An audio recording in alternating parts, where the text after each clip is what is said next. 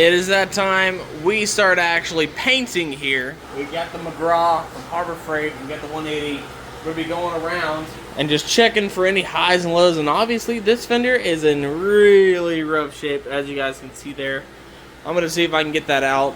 But so far we hit half the bumper. You guys can see a little bit of spots here, and then this whole fender's got some spots. But we got this. We're gonna make this work, aren't we? You ready? Well, I think most of the body work is done. As you guys can see, primer's on there. It's been sanded. We got this whole thing. You can kind of still see an imperfection in the fender, just a wee bit right here in this area. I'm tired of putting Bondo and sealing. I even beat the bottom side as best as I could, but guess it is going to be a garage paint job, so it's not going to be the best. And I do apologize for it. But everything else is scuffed down with 1,000 grit, so everything's smooth. All I got to do now is wipe it down, and this bad boy is ready to go purple. Yeah, look at that. I remember this whole corner was pure. There's a little bit of wave. Oh, never mind. That's just sanding. This whole corner was completely just bare metal at one point. I'm surprised it didn't like flash rust. Well, here's a before shot before the paint goes on the little red and white Miata. You ready for this paint to go down? Yeah. Yeah, I think it's gonna be really nice. The hood we need to prop up, and then the headlights bezels need to go up as well. But yeah, this is gonna be very interesting. Last time in the shop painting the car. It's only been a couple years since I've done this, but I think it'll be fine. We also need to cover that, but everything else, one last little shot with the whole car. This is gonna be exciting. This purple right here, we did a half red and half blue of Rust-Oleum, so we'll see what that turns out like. I'm gonna get the respirator on, but she's up. We gotta wipe it down, and I'll strap it on the GoPro, and we'll get the, you know what I'm saying?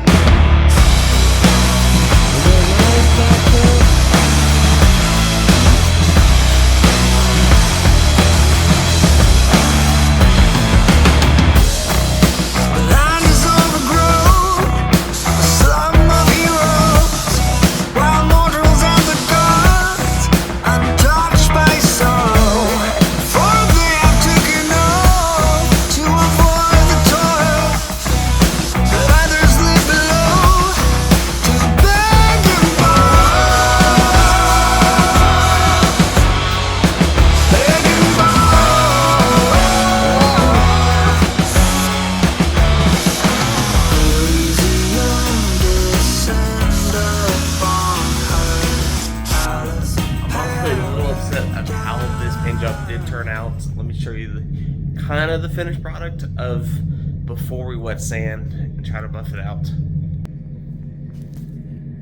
From afar, it looks fantastic, but like I said, when you get up close, you just start seeing the imperfections. I wiped this thing down, and I made sure nothing was getting kicked around. The biggest thing is like, oh my god, I didn't even notice the runs. Oh god. Don't hate me too much. I don't paint cars for a living. I try to build them, and they just take way too long. The hood, the backside, didn't even prep it. Took everything I sprayed on it.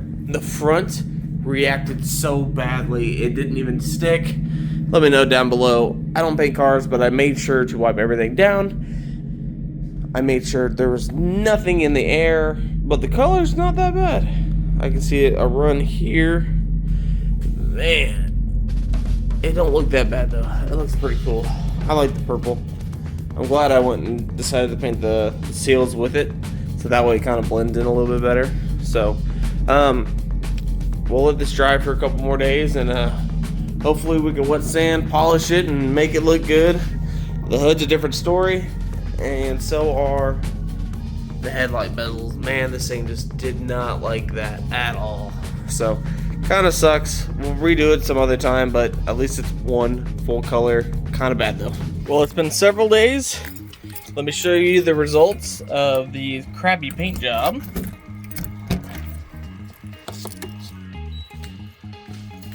From afar, it doesn't look bad. That's what sucks. But if you get closer, it gets really, really, really bad. Like I said, the hood didn't touch. I mean, I don't know what happened. Some spots came out just fine, but then it just starts running, and then some spots didn't even take it. So much contaminants in the air. But if you back up 5 feet, it honestly doesn't look that bad. But yeah, this is the paint job. You know, I'm sorry, RIP. But it was spraying fine, and then just all of a sudden just did not like anything. So RIP little purple Miata. Honestly, we should go darker next time, right? Just a little bit darker. A little purple one that could. See, it doesn't look that bad on camera, okay? It doesn't. They've already seen it. They don't need to see it again. But right now, we're actually doing the 1/8 swap. And apparently, the 1/8 swap is super simple. You just need a couple parts. The parts you're going to need is the 1.6 throttle body with the whole adapter harness here. I just cut it off my parts one. Then you're going to need the 1.6 coil pack with wires and the brackets.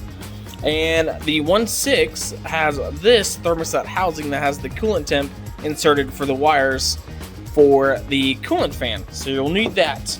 The biggest thing is when you get the throttle body, Flying Miata actually sells this kit for the spacer, because the sensor right here will actually sit too far and cause it to hit on the intake on this side right here. So let's go ahead and let's get this hood on, get the light bar put on. The valve cover looks good, engine bay looks good. I just wish the paint job looked good. That just sucks so much. We'll get a paint booth soon. Let's do the easiest thing first. Let's get this throttle body off. Last on the 1.8 is gonna be on there. Man, engine bay looks not too shabby. And then we also got to do an EGR. Yeah, it's an EGR. Yeah, we got to do the EGR deletes. It sounds like Blaine's already breaking stuff over here. What are you breaking? Yeah, don't. Oh, the washer fluid? Oh, man. I honestly wish I kept that 1.6 over here so I can like just, okay, this got to go here. This got to go here. Because I'm doing all this still from scratch. Because look, there's nothing here. Brake booster gone. Even the damn lines are gone. That's what sucks the most, is when the lines are gone. This is it. Trees are cut down. This is it right here. Last shot. So before I show you, this is my first look at this, okay? I did something big before we move out to the property, and yeah, it's kind of big. Let me just show you. All right. Bam! This is nuts. 40 by 40 with a monolithic pour for the foundation. Oh my gosh. This is like crazy. Gee money. Ground's still good and level. Oh yeah. This looks huge. Oh my Lana. And then obviously we're gonna tie something in over here, or it's gonna be tied in somewhere, but big plans. Just wanted to show you guys this. This is nuts to think of. It's like a whole dance floor. A dance floor? Man. It's a drift?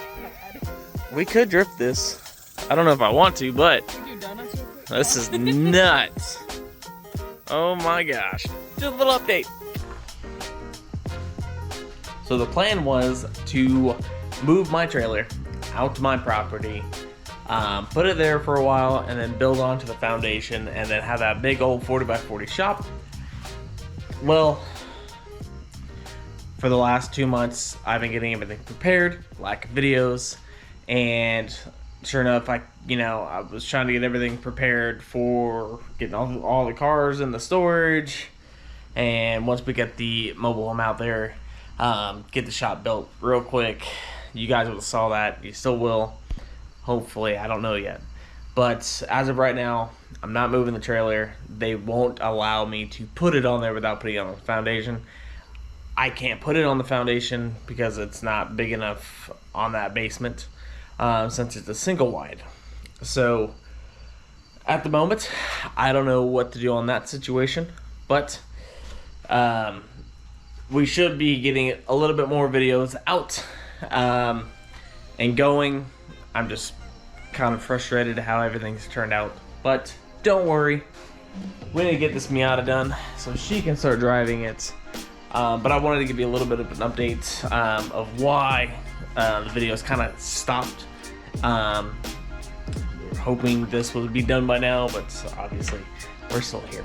It is closing in on midnight, and look, I'm wearing a hoodie, and it's literally August. Okay, so right now in Kansas, it drops down to 65 at the moment, which feels amazing, not gonna lie. But trying to finish up cars, yeah, I feel like you get a little bit more motivation when it's kind of in this cooler weather. But as of right now, a lot of things happen. Power steering on, AC on, the radiator and fans are on, intake is done.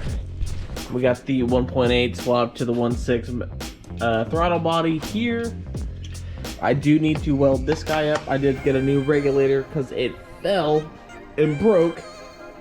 But we got a new one. We got headlights coming, signal covers coming, and the side covers. But right now, I want to get everything else vacuum related done. This done, EGR blocked off, and then the coolant temp sensors I had to wait on. But we should be ready to get this thing done and fired up. So the more and more I look at this car, the more and more I realize this thing was supposed to be a parts car. So I realized when I went to the battery cable, I was trying to make sure we have power and grounds, and sure enough, they cut the power and the ground from right here. So I need to run the ground to the wishbone thing that kind of goes along the transmission and the diff, and then I already ran the power wire. That way it's all ran up here and then it connects here. That actually goes to the fuse box and runs everywhere else. And then there's two more things I need to do. There's a harness that I have to rewire into the car, and then the brake hose on the back they cut and took, and I had to grab a lot of miscellaneous parts, like the vacuum hose here that they just took. Ugh. So slowly but surely I'm gonna get this thing started. I have 2 batteries, so hopefully one of these are good to start this bad boy up, because I just want to hear it start and maybe possibly try to drive it. That's the reason I got the brake hose, and I'm gonna try to get it on tonight. I gotta bleed the clutch, bleed the brakes. The coolant system's gonna be tricky, but I think I can get that one. Power steering, and then AC needs redone. But slowly but surely, this is sucks. I don't know what size the drain plug is, but I think as of right now, everything is hooked up. I do need to wire this in. This is for the, it looks like either the idle air control valve and the TPS. I'm hoping I don't have to wire in just yet. So I'm gonna try to start it. I have 2 batteries, like I said, but right now I need to drain the oil, whatever's left inside this thing. I'm hoping there's nothing left, because I thought I drained it all. Okay, good. And I was just reading that on these early 95, 96 models on the 1.8, they had a crankshaft position sensor, but if I'm running a say pre-OBD2, where you get this little diag box here that you put your pins in and it'll tell you, you won't need a crankshaft position sensor to have it run, so I'm gonna hold them to that. Even though that sounds really weird. But I'm gonna put some oil in it, hook up the battery, and I'm gonna try to start it. Hopefully the fuel pump's there. I don't even know, because this thing's been sitting down for the longest time. So I'm gonna hook up a battery, turn the key, and let's see what happens. All right, no funnel. You guys believe in me? There you go. Nice and steady.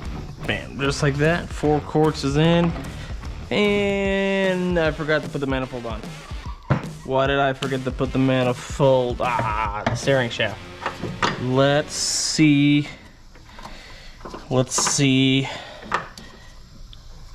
I think I'm gonna pull the steering column. I forgot her handle doesn't work. I think I need to pick it up, yeah. There she goes. This goes like that. I know for a fact that goes like that. Okay. Tighten this bad girl up. And we're gonna start this bad girl. Who else is excited? Drop a like. This video has gone up and down, left and right. And I haven't posted in over a month. That is just crazy to think of that. I think that's the longest I haven't uploaded since I've started. I think I started back in 2016 with the eclipse. If you guys remember that, let me know down below. And it's crazy to think that I've been filming for this long. And sometimes I know the videos kind of suck back then.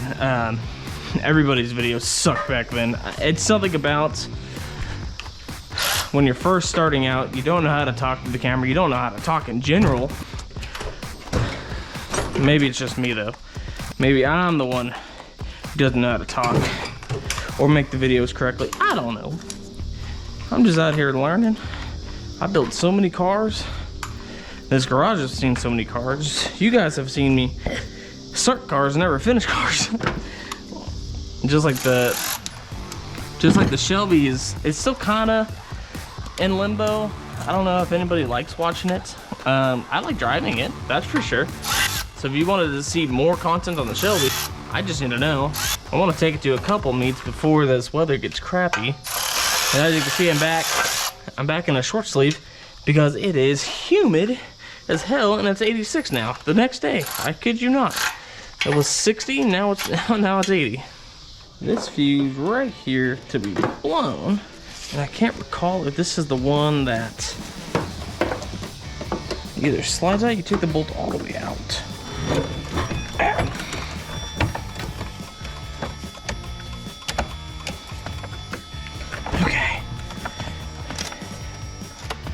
Okay. My lights on? Yeah. Push in the clutch. Oh. So I found one major problem that I don't know why I didn't think of. The ECU was pulled out of this car, so I had to go rob the other one out of the parts car because I have so many of them. So now I'm praying that wire actually does still work, that goes over there, and I don't know what that wire is that goes down for the, hopefully the starter. So let's go ahead and get this thing in there and cross your fingers this thing just kind of starts up, because I'm over this. All right, let's grab this bad boy. Hopefully the math is gonna cause it to start.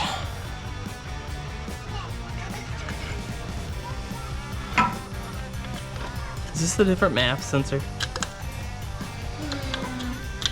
It's definitely a different math sensor. Good.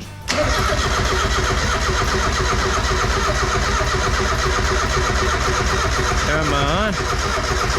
We got a Miata that might be completely empty.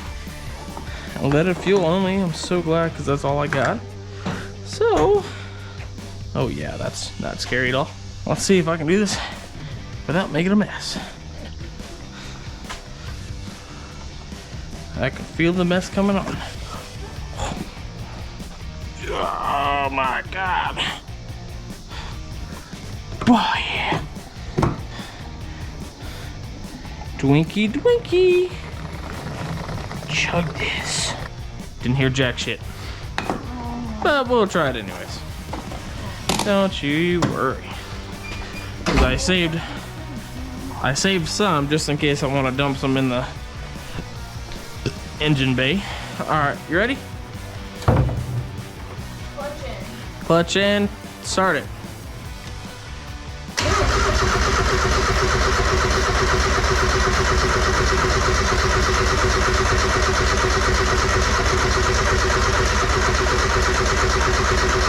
You punk.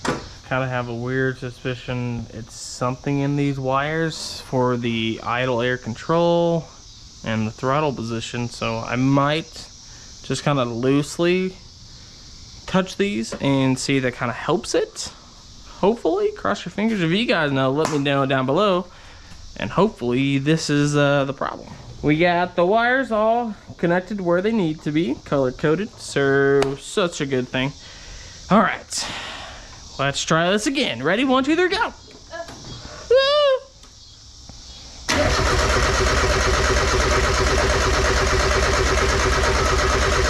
Come on, you punk. Was that a hiccup? You know what? I should check the firing order, but typically if the firing order was wrong, it would hiccup and bang and pop and a bing. All right, so I changed the firing order. Apparently this is 1, 4, 3, 2, and then 1, 2, 3, 4. So let's try it again. Turn it on. Clutch in. Yep. Started. Yep.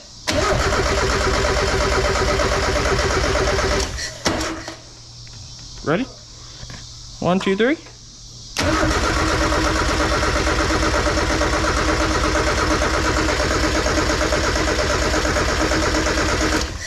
Okay, I'm gonna move this around again.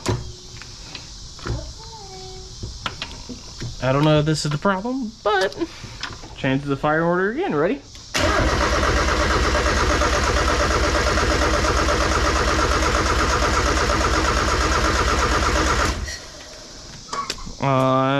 Can I put some gas in a spray bottle?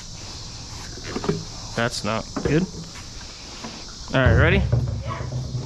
What's in?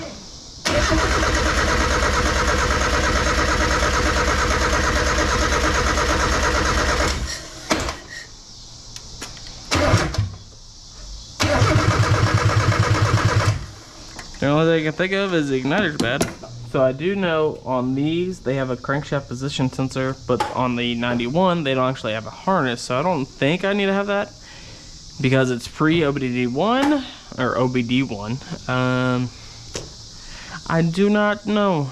I think I'm gonna have to end this video on an L. I don't think I would need a MAF sensor plugged in. Maybe, maybe not. But I guess I'll do some research, get back to it, and you guys will see in the next video if we get this thing running. If not, you guys help me out, please. In the meantime, the next video, I think we're gonna go back to the budget LS Swap Mustang because that thing needs some love and attention. So we'll see you guys in the next video, hopefully running. We tried. Let's try it again in the next time. Peace out.